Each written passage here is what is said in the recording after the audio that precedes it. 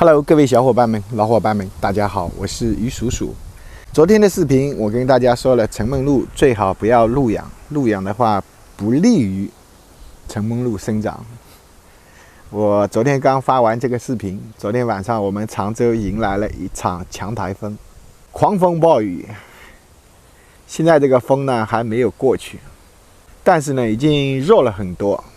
这个台风今天晚上将会登陆山东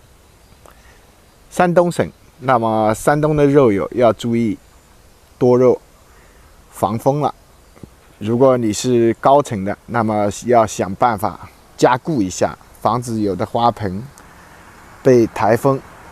吹到楼下去。盆和多肉砸坏的都是小事，千万不要砸到人。大家看，经过昨天晚上一个狂风暴雨之后，满地都是树叶子。因为我大棚呢靠在马路边，它马路边就是有风景树，这个树而且特别高，一边是杉树，一边是这个什么树我不认识。每年这个季节都是会狂掉叶子，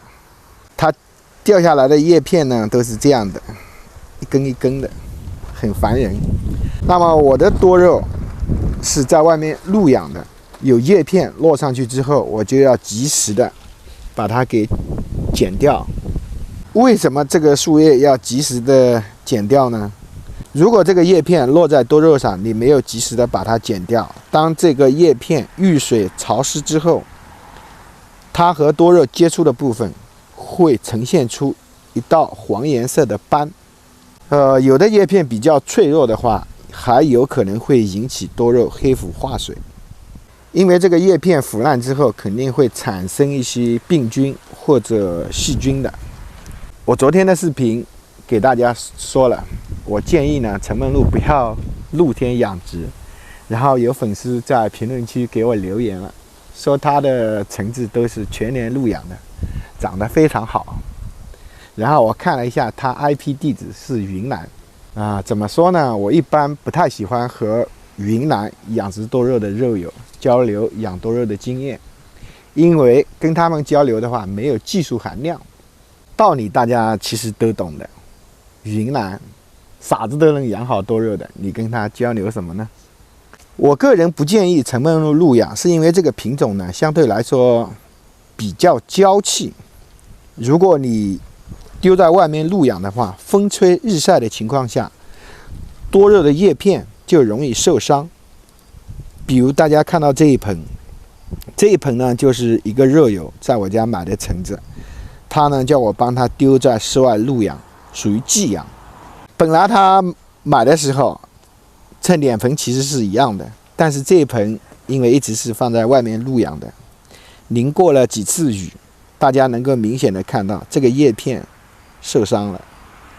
而且呢有叶片化水了，刚才我把它摘掉了。露天养殖多肉它的环境比较恶劣，相对来说多肉的叶片呢就更容易受伤。如果是一般的多肉呢，叶片受伤倒是问题不大，因为它新陈代谢很快，有的叶片很快的会脱落掉。那么像橙梦露这些品种，如果叶片受伤的话就很难办了。首先它叶片生长的比较慢，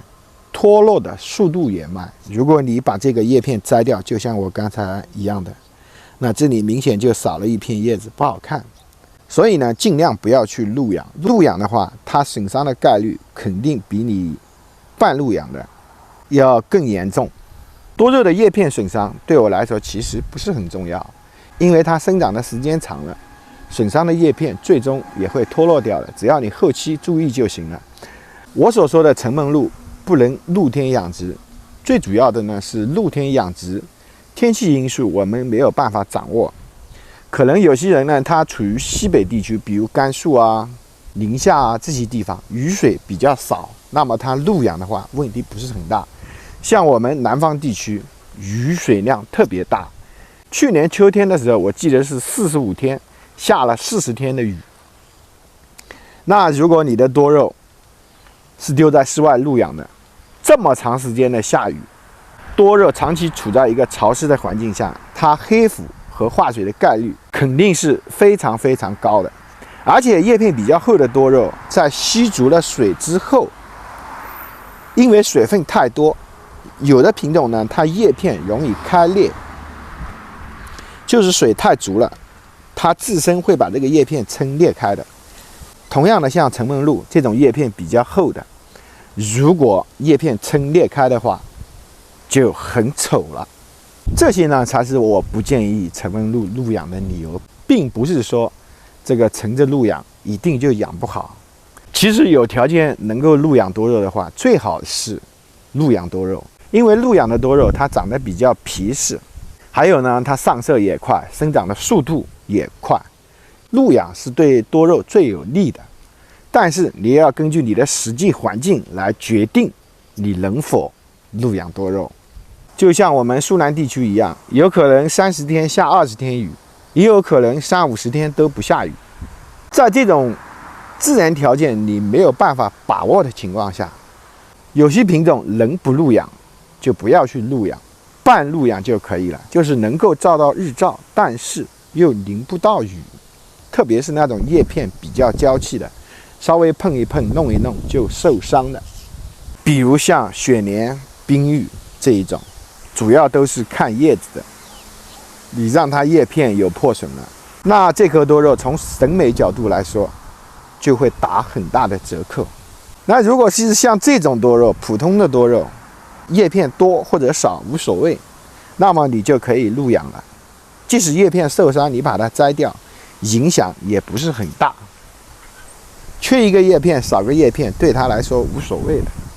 所以说呢，特定的环境下才能去做特定的事，并不是说有些多肉它不能够露养，而是说它露养可能会有一定的危害，所以呢，我们要避开这些能够给它带来伤害的危害，能避免的情况下尽量避免。还有很多人微信发信息给我，也有人是视频底下给我留言，叫我再说一下冰玉和雪莲这一类多肉的养法。那么下期视频呢，我们再来说这几种多肉。今天的视频就到这里结束了，谢谢大家的观看，再见。